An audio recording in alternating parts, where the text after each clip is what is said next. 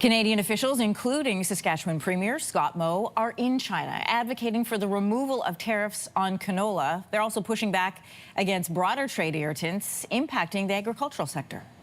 It is a very uncertain time, and we're hopeful to provide some certainty in this space sooner rather than later. What are you expecting to take the outcome of this? The Premier says he is aiming to pave the way for high-level trade negotiations between Prime Minister Mark Carney and Chinese President Xi Jinping. Joining us to discuss the implications of this trip is Chris Davison. He's the president of the Canola Council of Canada. Great to have you with us. Thanks, Anne-Marie. Pleasure to be here. Premier Moe said he was pleased to be joined by Parliamentary Secretary to the Prime Minister on this trip. Why was the inclusion of the federal government important on this mission? Yeah, look, ultimately it's going to be the federal government that negotiates a solution, preferably to the situation we face with the tariffs that are on Canadian canola and canola products. So I think at this point in time, having a representative of the federal government in person is a good sign as part of this delegation. Well, it's an interesting addition given the fact that, canola farmers have been very frustrated with the federal government because they put in tariffs on China's imports in, and this is a retaliatory tariff on canola. Interesting to see the two of them on this trip together. What do you think can be accomplished?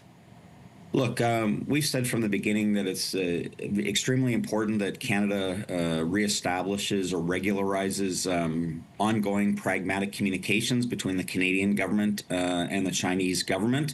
We've seen some steps in that regard recently, so I think this is another part of that step-by-step process, and hopefully is a good sign in terms of an opportunity to get a resolution to the issues that we're currently facing. Bringing this story back to Canada, farmers are going to be harvesting canola in the next couple of months.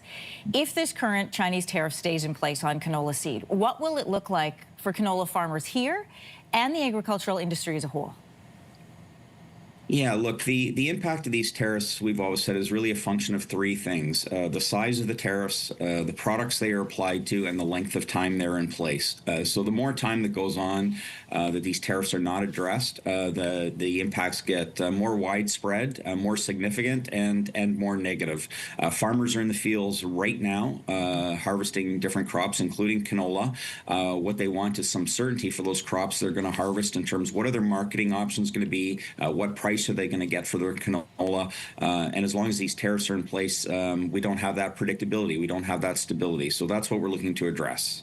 Well, I mean, and it is a big task in front of them. Premier Moe, the Alberta or Saskatchewan website talks about how big the trade with China is. $4.3 billion to their economy, not just canola seed. We're talking about pulses, non-durum wheat, potash, and oil.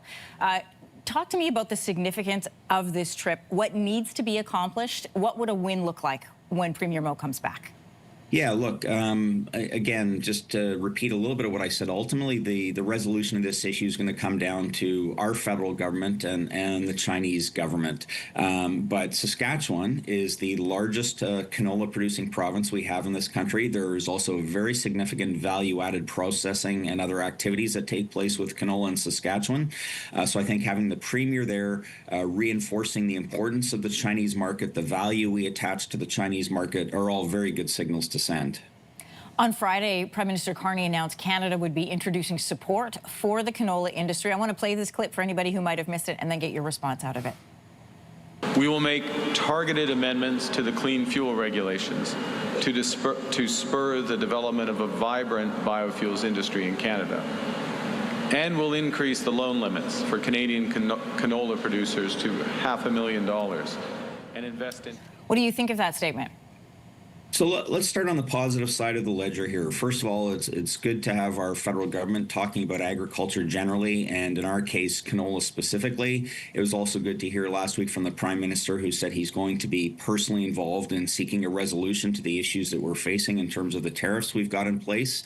Having said that, some of the measures and the details as we currently understand them of those measures that were announced on Friday last week, we think are missing the mark. So we need to work with the federal government government to make sure that we understand what's been announced and work on the details regarding the implementation, because as announced, some of the things do miss the mark for our industry. Well, help for farmers is one thing, but again, you know, canola farmers that we've had on this program will tell us directly they are frustrated by the fact that they went to the federal government and said, if you put in these tariffs on Chinese imports, we are going to feel retaliatory tariffs, and they did.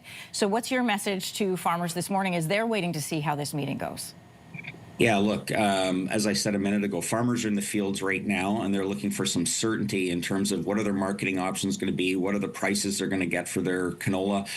The message is we have to double down on our efforts to resolve this issue, to bring predictability and some stability to trade, the bilateral canola trade between Canada and China. That's what we're calling on the Canadian government to do. We've been very clear that this is a political issue that requires a political solution. We've seen some increased engagement between Canada and China recently.